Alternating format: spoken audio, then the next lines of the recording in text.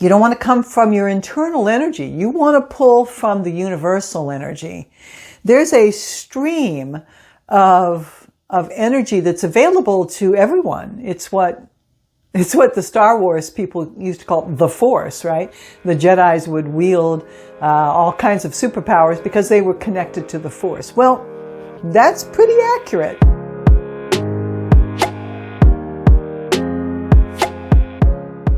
If you've got a favorite metaphysical store local to you, go in and make contact with the owner and see whether or not they're open to you doing readings for them. That would be my first choice for you, but that's not always possible. So the next thing would be that you would do them in your home, and you would do them either remotely via phone or some sort of a video chat like a Zoom or Facebook time. Or you can invite people into your home. It's my least favorite thing and the thing I would not recommend that you do. Why? Well, we talked earlier about some clients who are very needy, have very chaotic energy, do not have boundaries. You really want to have a layer of protection between you and they. Using your pseudonym or some sort of a nickname or just your first name. Do not let them have your phone number. Use your star 69 to block your number. Or get a phone number or create a free email that you can use only for communicating to your clients. Believe me, if they know where you live and they've got your phone number, there are clients who will take advantage of you, and they'll show up at all hours of the day or night. And if they know where you live, that can be an issue. I'm not trying to scare you. I just want you to be very successful and avoid any of the pitfalls that sometimes new readers fall into, and not maintaining your healthy boundaries because you're naive and like, oh, I just want to help everyone. I'm just saying, trust me, I'm old. I've done this a long time. Maintain your healthy boundaries. It's for your protection and the protection of your time, your energy, your sanity, and your family. So, reading at your home with a client you do not know is not my advice. Just saying. But you do need to find a place in your home where you would do remote readings, for example. So, it's useful to learn how to determine where energy fields are, how they feel, and how to use them to your advantage. Now we need to find a place that you're going to want to do your readings. I want to teach you a little technique in order for you to actually be able to feel energy. What I want you to do is I want you to activate your palm chakras. And you have to rub a lot, but just kind of activate them. And I want you to walk around your house or find an object and feel it. So what you might do is, and these are not real flowers, so you might see what the energy on something is. And everything does have an energy field. Inanimate objects are not going to have as much energy as something that was alive. But let's pretend that the energy field is, just an inch away from the flower itself. So you're not going to really feel it once you get past that boundary. It's sort of like the eye of the rings of a hurricane. They're going to have some strong bands and then some weaker bands. So I like to come into the object that I'm feeling, and these are going to be very subtle energies. So what you're going to do is you're just going to see if you can feel. Now actually I'm feeling a little tickle, just like a little tingling, okay? Right about, like right here. Okay, so that would probably be one of the outer bands. And then I'm just going to keep going until, okay, so right there I'm feeling a pretty strong pushback. So it could feel like the energy in the area is just thicker. So go ahead and, find something. A crystal would be great. If you've got your tarot deck out or if you've got your pendulums, just test the energy and say, ooh, and I've been standing here talking, so it's kind of picked up a little bit of my energy. Okay, so make a note of the energy. So By now you probably have a fairly good sense as to where you're going to do these readings. We're going to call that your sacred space. So go into your sacred space and just take your notepad. There's an exercise sheet that says, the atmosphere in my sacred space, and make some notes as to the table that you're going to use, the chair that you're going to use, the room in general. So just go in. Probably want to do this by yourself because it is a little bit like, what are you doing there, Susan? Just go in and feel the energy. How does it feel? Does it feel electric? Does it feel depressing? Does it feel heavy? Does it feel exciting? Does it feel hopeful? Does it feel happy? And just make your notes on your sheet and take a few minutes and do that. The next way is to use a tool. So for example, I might get out my pendulum and I will clear it like always, and then I will calibrate it. And I will just ask, show me where the positive vortexes and energy are, and then show me where, it's not as good. And then just go in and hold your arm as steady as you can and just hold it in that area and see what your pendulum does.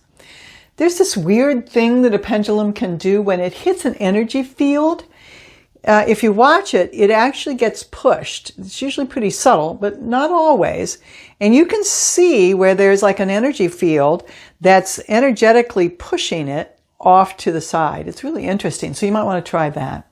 So using your pendulum is another way to detect energy fields and to also find vortexes. There are good vortexes, and then there are vortexes that you really don't want to be spending a lot of time in. The next tool that you might want to employ is your L rod or your dowsing rod. And I use this more than I use the pendulum to find energy fields, but it's just like any other tool. You'll find the tool that works for you. I use my hands and I use my L rod. So set your intentions. Your intention is to find the energy field around this area that I'd like to do my readings. And I will say, show me a positive vortex. Okay, so for me, it's going to be to the left. All right, let it settle down. Show me a negative vortex. And it's going to the right. Okay, so then I will just go into the area and see what my L rod does. So try, if you got your L rods, go ahead and try that. If you got your pendulum, just go through, take a few minutes and check the area that you're interested in doing your readings at. Okay, make some notes. And then if that area is like, I don't know, now that I'm really paying attention to it, this is not a great area for me to be able to do my readings, test a couple spots that you might be interested in using. Now you should have a fairly clear idea where your energy centers are in your home or your office or wherever it is that you intend to do your readings. When you're doing readings, you want to have a clear channel with the spirit realm, and you want it to be an uplifting and a positive connection. So if your area that you're planning on using makes you feel dull-witted, this is not a good area for you then to get started. Now, there are things that you can do to improve your area. Let's say you really only have one space that you're going to be able to do your readings. That's okay. Smudge, clear the area with a clearing spray or with the clapping, and sanctify that area. And then go back and test it and see if that brings it up. You'll want to create a space that has a high enough frequency to it that your angels and your spirit guides are able to connect. So basically you're tuning your radio dial.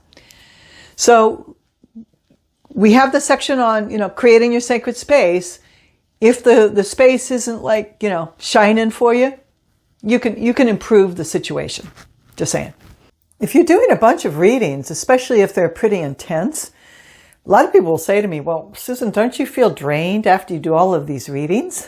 And I'm like, no, actually, I feel energized. And they look at me like, well, I always feel like I've just been beat up. And I'm like, well, then that's an important observation. If you feel drained after doing a reading, you're trying to come from your internal energy, and you will feel drained, or you haven't put up your protections and your client or whatever is attached to your client, whether it be an entity or their situation or their energy, has sucked your energy. So you need to go back and learn how to keep your boundaries and your aura protected. But more importantly, you don't want to come from your internal energy. You want to pull from the universal energy. There's a stream of energy that's available to everyone. It's what the Star Wars people used to call the Force, right? The Jedis would wield all kinds of superpowers because they were connected to the Force. Well, that's pretty accurate. So we just did the exercise on finding where energy was strong. So what we're going to do is we're also going to have the intention to find where this universal stream of energy is. And once you find that stream, and you do that through your meditation and just paying attention and observing how you feel in an energy area, we're going to take our little plug and we're going to plug into it so that it's coming from the divine. It's not coming from Susan. It's coming through me.